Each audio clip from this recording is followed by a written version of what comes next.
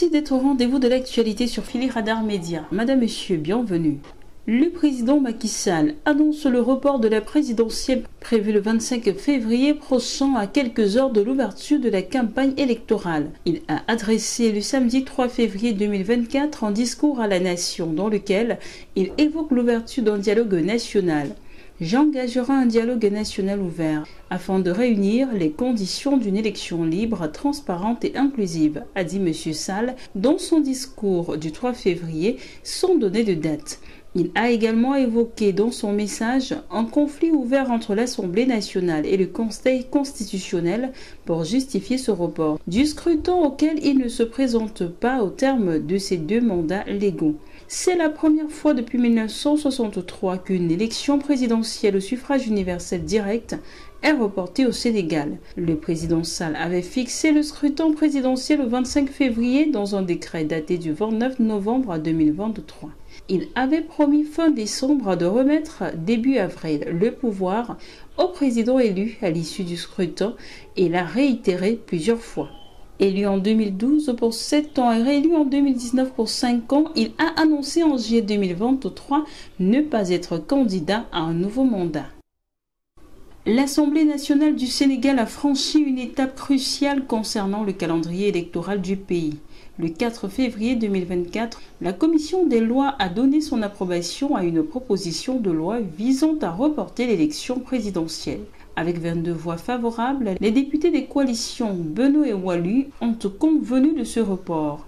Initialement, les représentants de Wallu avaient suggéré de fixer la nouvelle date au 25 août 2024. Toutefois, un amendement a été introduit, proposant un report d'1 an. Cette proposition de loi est désormais prévue pour être discutée lors d'une séance plénière à l'Assemblée nationale ce 5 février. Cette évolution législative survient peu de temps après l'annonce du président Macky Sall, qui dans un discours daté du 2 février 2024 a annoncé l'abrogation du décret convoquant le corps électoral pour les élections initialement prévues le 25 février 2024, suite aux tensions existantes entre l'Assemblée nationale et le Conseil constitutionnel sur fond d'une affaire de corruption présumée. Le président Umaro Sissoco Embalo de la Guinée-Bissau a adressé ses sincères félicitations au président Macky Sall du Sénégal pour sa sage décision de reporter les élections présidentielles prévues le 25 février. Dans un tweet publié le 3 février, Embalo a salué cette décision prise après concertation qui vise à aller vers des futures élections plus inclusives, plus justes et plus crédibles. Le report de la présidentielle par le chef de l'État sénégalais Macky Sall est une mesure sans précédent dans un contexte de profonde crise politique. Cette décision a suscité des protestations au sein du pays. Face aux tensions politiques qui ont émergé ces derniers mois, notamment en raison d'accusations d'entrave à la démocratie et à la liberté d'expression, le report des élections est une réponse responsable pour garantir un processus électoral transparent et légitime. En repoussant les élections présidentielles, le gouvernement sénégalais cherche à instaurer les conditions nécessaires pour que tous les citoyens puissent participer pleinement au processus démocratique. Cela inclut notamment la mise en place de réformes visant à renforcer l'intégrité des scrutins et à garantir une représentation juste et équitable. Aux États-Unis, Washington avait promis une réponse après la mort de 3 de ses militaires en Jordanie fin février. 2 heures après avoir accueilli les dépouilles de ses soldats sur son sol, l'armée américaine a lancé vendredi 2 février des frappes de représailles visant des forces d'élite iraniennes et des groupes pro-iraniens en Irak et en Syrie. Le président démocrate Joe Biden a immédiatement averti qu'elles allaient continuer. L'objectif de Washington était de frapper des cibles iraniennes accusées d'être les commanditaires d'une attaque de drone en Jordanie près de la frontière syrienne, ayant tué 3 soldats américains et blessé une vingtaine le 29 janvier. Les forces armées américaines ont aussi pris pour cible le corps des gardiens de la révolution islamique, armée idéologique du régime iranien, la force Quds, qui est son unité d'élite, et des groupes armés pro-iraniens. Au moins 23 combattants pro-iraniens ont été tués par ces frappes sur l'est de la Syrie, a rapporté l'Observatoire syrien des droits de l'homme samedi.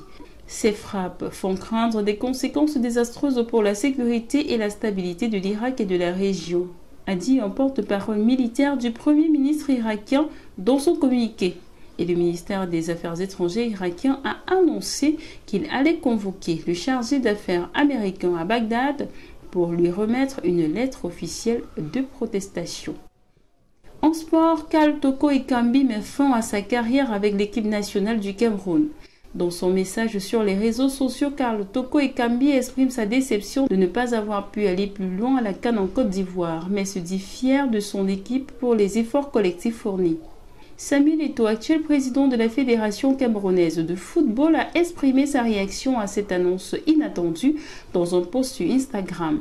L'ancienne star du Barça a salué l'avant-centre de 31 ans, connu pour ses performances à Angers, à l'Olympique lyonnais et au Stade Rennais.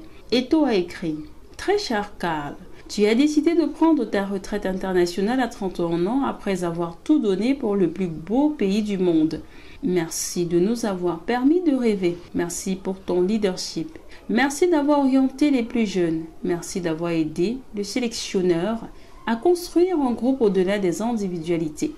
Bonne continuation, champion. » Ces mots reflètent le respect de la gratitude envers la carrière internationale de Toko Ekambi qui a marqué 14 buts en 62 sélections entre 2015 et 2014, notamment en tant que héros de la qualification pour la Coupe du Monde 2022. Bien que Toko Ekambi mette fin à sa carrière internationale, il continue son parcours dans le football.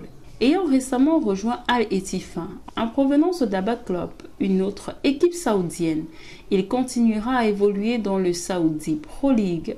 Ses prochains défis incluent un match contre Al-Hilal le 26 février où il croisera la route du défenseur sénégalais Kalidou Koulibaly et du gardien marocain Yacine Bounou, tous deux également éliminés de la CAN. C'est ici que s'achève ce flash d'information. Merci de l'avoir suivi. Abonnez-vous à la chaîne si ce n'est pas encore le cas. Activez la cloche de notification pour suivre toute l'actualité sur Phili Radar Média. À très bientôt.